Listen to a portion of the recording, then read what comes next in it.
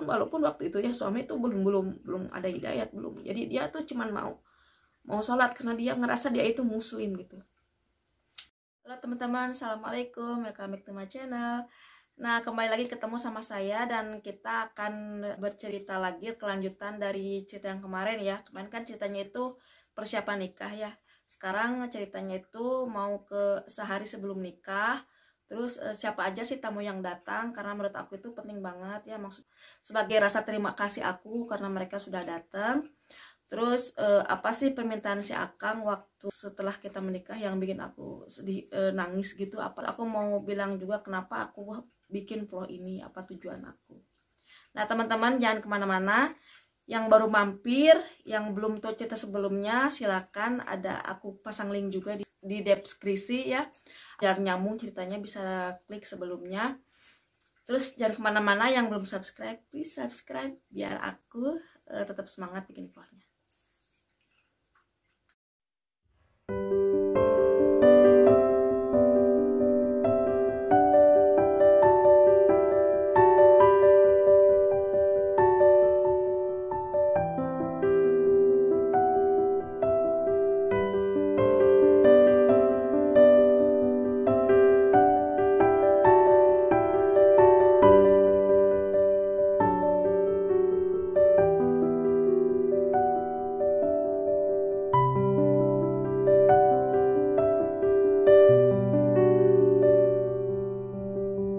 Sebelum kita menikah ya, sama mertua mereka pada jalan-jalan ke Ubud, kemana sekarang, ataupun jalan-jalan di Bali aja ya.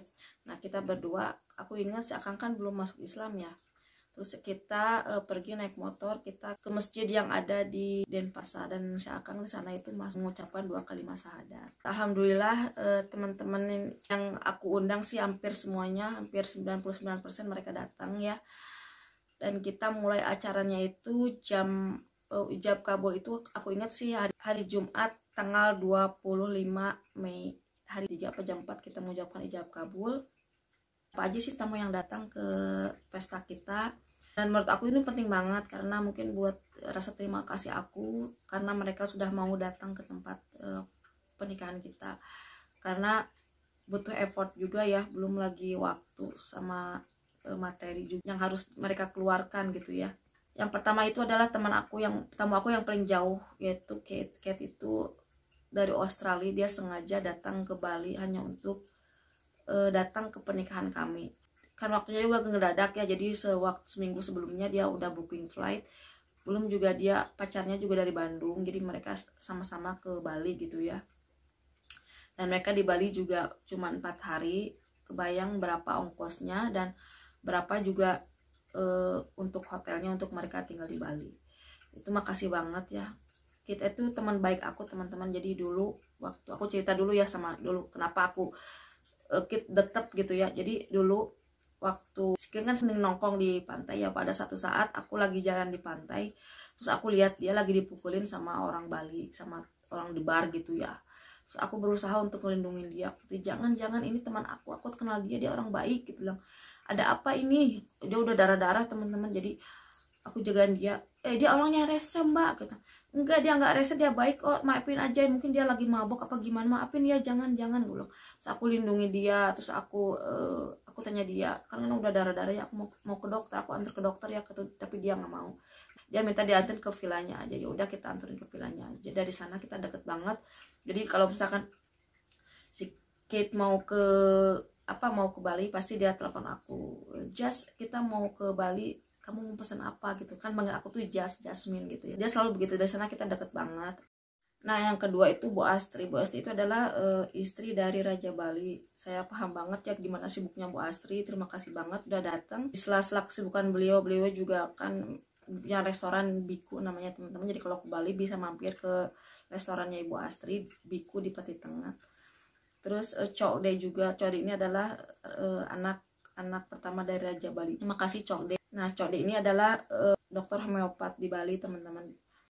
Nah yang ketiga ini adalah Jonathan. Jonathan itu aku kerja sama Jonathan itu udah 2 tahun lah. Dia itu adalah seorang dokter osteopat.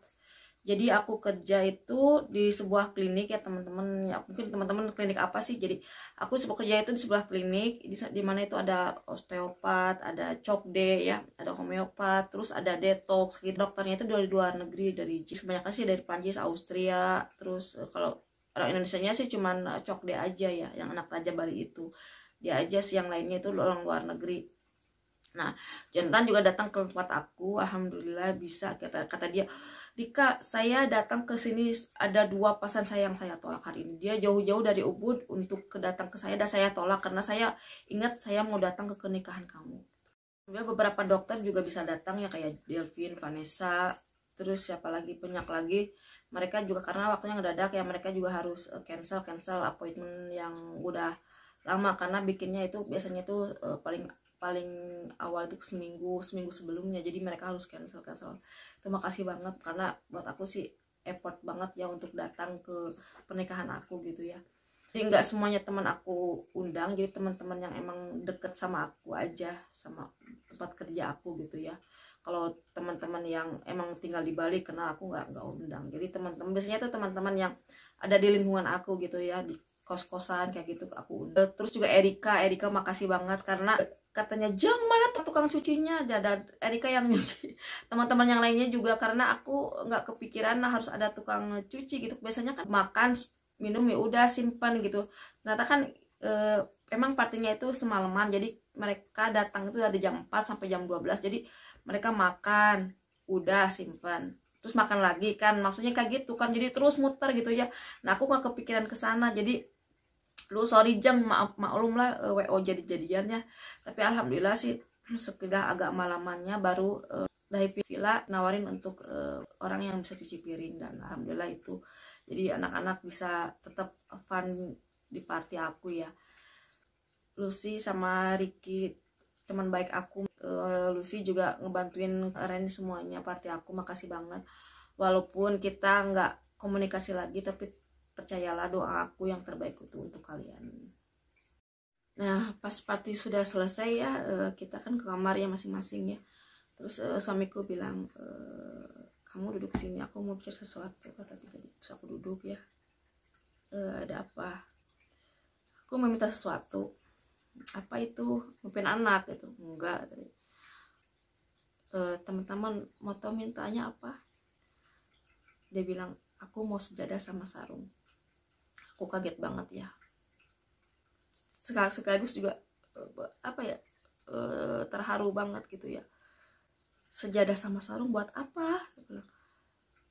Aku mau belajar sholat karena sekarang aku kan muslim. Aku mau belajar sholat. Aku lihat kemarin waktu aku mau ke masjid, waktu masuk ke masjid aku lihat ada orang-orang sholat pakai sejadah, pakai sarung. Aku mau itu. Dalam hatiku, ya Allah, kok cepet banget mengubah jalan hidup suami aku gitu ya. Aku nggak berharap sejauh ini gitu. Aku nggak berharap aku dengan dia masuk Islam, dengan dia sunat, dengan dia menikah aku juga, aku udah alhamdulillah. Tapi ternyata Allah ngasih lebih gitu ya. Aku langsung mau nangis gitu. Cuman ya udah, besok kita belanja ya. Besok kita beli sarung sama sejadah dan buku juga untuk panduan sholat. Lalu paginya aku kasih tahu ke mama gitu, Mama, Peter mau sarung, mau beliin guys, kalian juga mungkin kado-kado buat dia gitu, untuk dari mama gitu. Udah mama aku beliin sarung, terus kita jalan-jalan ke Gramedia.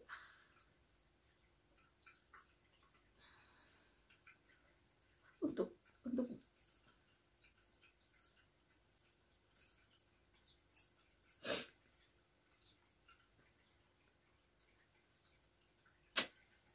kita jalan-jalan ke Gramedia untuk beli buku sama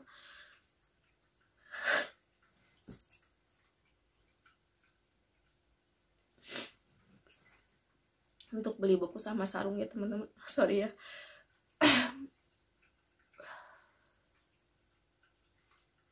Nah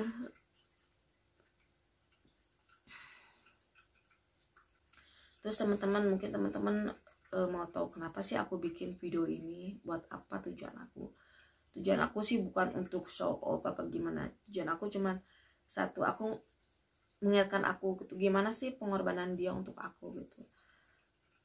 jadi menguatkan aku gitu ya, karena aku ini bukan orang yang bisa lama-lama dalam berhubungan tuh, nggak pernah lama, aku paling maksimal tuh 2 tahun gitu ya.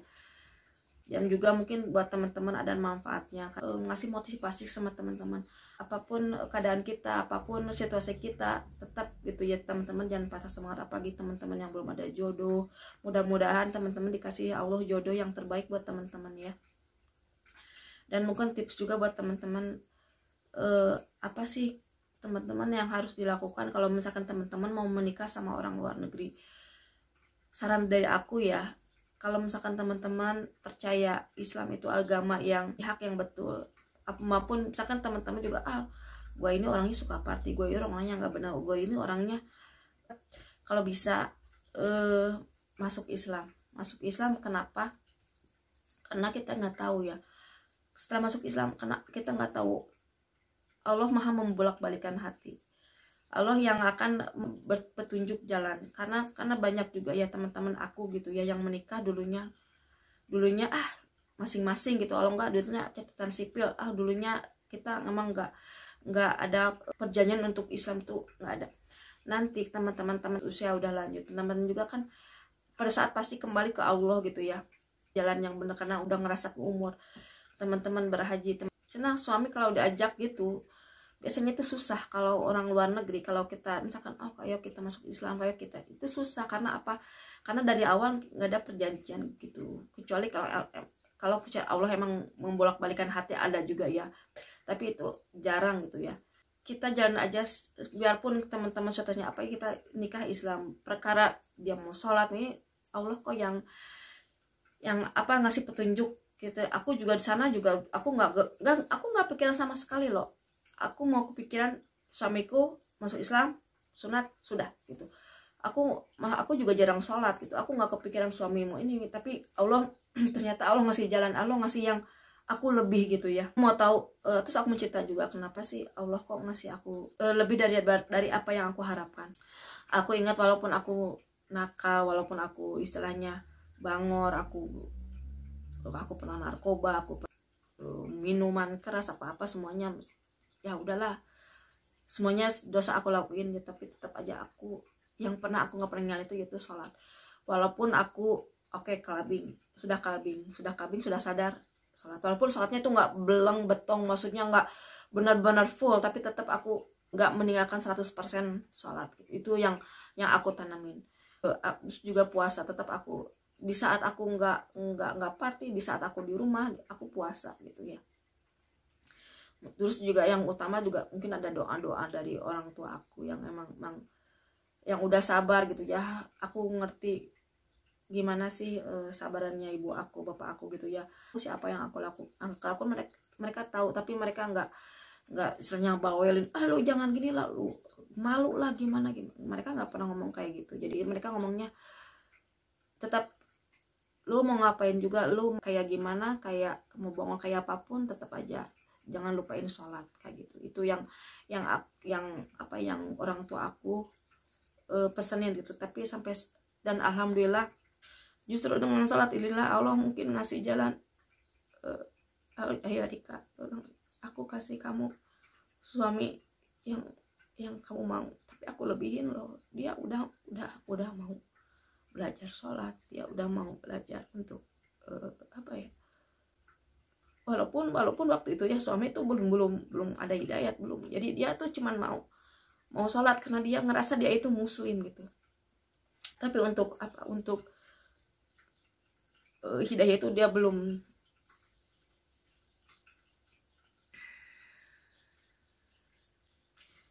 Dan ini juga jadi cambuk buat aku ya, maksudnya diingetin.